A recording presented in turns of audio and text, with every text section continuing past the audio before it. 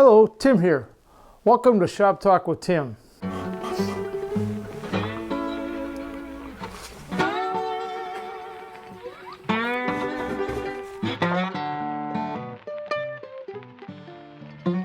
In today's episode, I'm going to talk about this high chair. And this high chair was first presented in 1876 at the Centennial Fair, World's Fair, along with so many other inventions which are just amazing to me.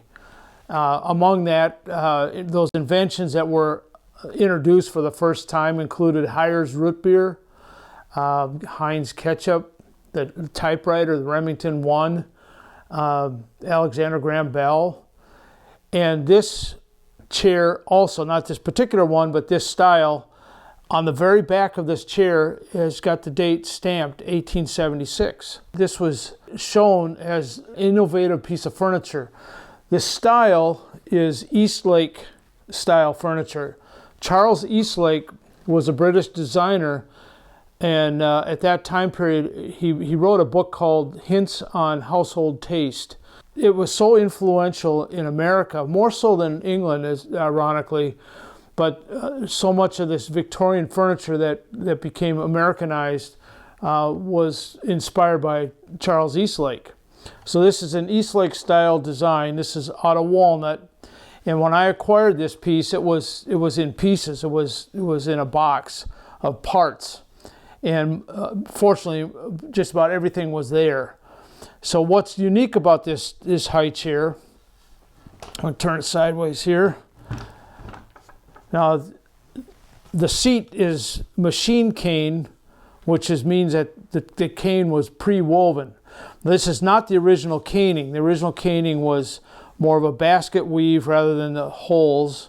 And I just used what was available, and it looks appropriate. It's period appropriate. The feature of this chair, which is quite unique for its time. So this sits up as a youth chair up to the table. It's on rollers, and so the rollers are cast iron, and so I suppose it might mar up a wooden floor, but usually they had carpet under the table. And then here's the tray, and there's a little latch here to keep it from coming up. And I just left the crack there. I didn't fill it, but this is all part of the original design. So the tray pulls up or tips up and down.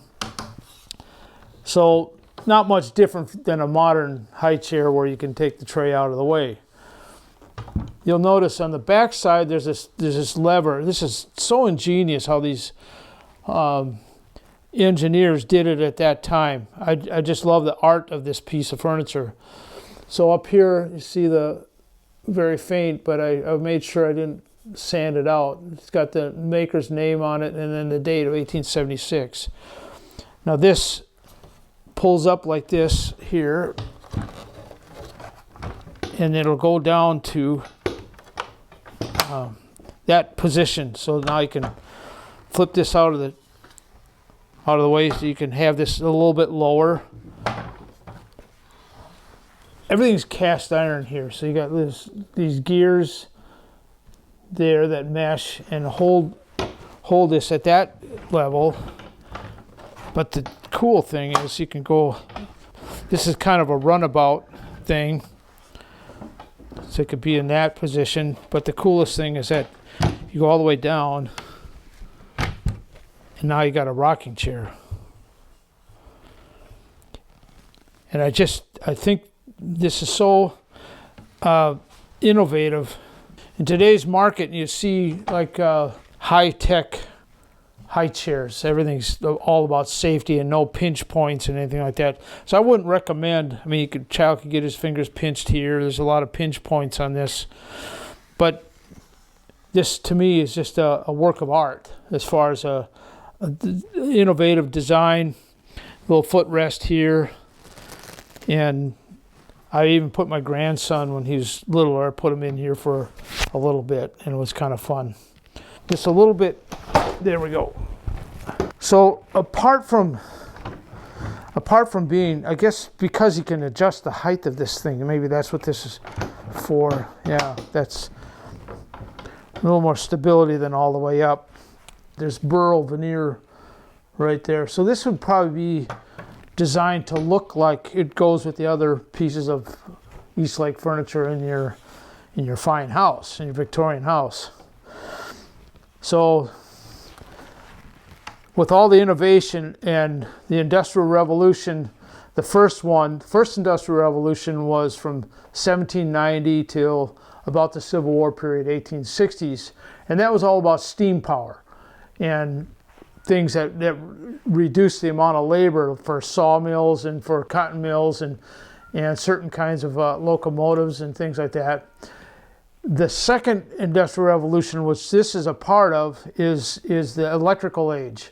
And that's when automation started, big factories and electric lights and telephones and telegraph.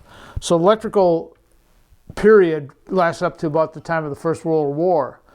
And then in the early stage, now we're in the third or fourth Industrial Revolution. The next one was automation, computers and digital, and now we're going into kind of AI. But I kind of, my favorite period of woodworking is kind of the second Industrial Revolution, which in my world it kind of includes everything before that. I kind of like in the late Victorian age, things got so fancy because they could do it. They could cut the labor down with automation, with machines to shape and do a lot of manual labor. They could reduce that so much that these factories became like sweatshops and long hours and dangerous environments, and a lot of woodworkers would lose their fingers on dangerous saws. And the table saw was the circle saw was invented earlier, but a lot of injuries would happen. And safety of production was the thing.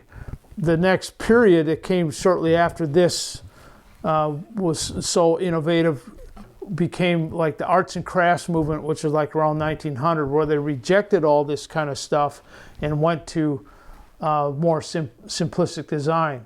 So I find it fascinating how things evolve over time, and this is kind of like the peak of the early Industrial Revolution, Eastlake, I guess mid-Victorian period. It doesn't serve any purpose now other than it's a piece of art or decorative. I would not use it for a child today unless you just put them in there for pictures and took them out. But we did put our cat in there. So it's a fun piece to talk about and kind of reflect back on how they thought and how they did things back then. And I would say the bottom line for me, which I enjoy the most, is it was a project that my daughter, who is sitting behind the camera now, we worked on this together and refinished it. And I had a friend of mine do the caning work. I didn't do that myself, but everything else I did. So I have a few pictures that you can see of the process of it, but beyond that, it's just an heirloom piece, and I'm not sure what I'm going to do with it now, but it's a fun conversation piece. But I hope you enjoyed just a little bit of reminiscing about the past and how things were done. And thanks for watching, and please give it a thumbs up and please subscribe, and we'll see you next time.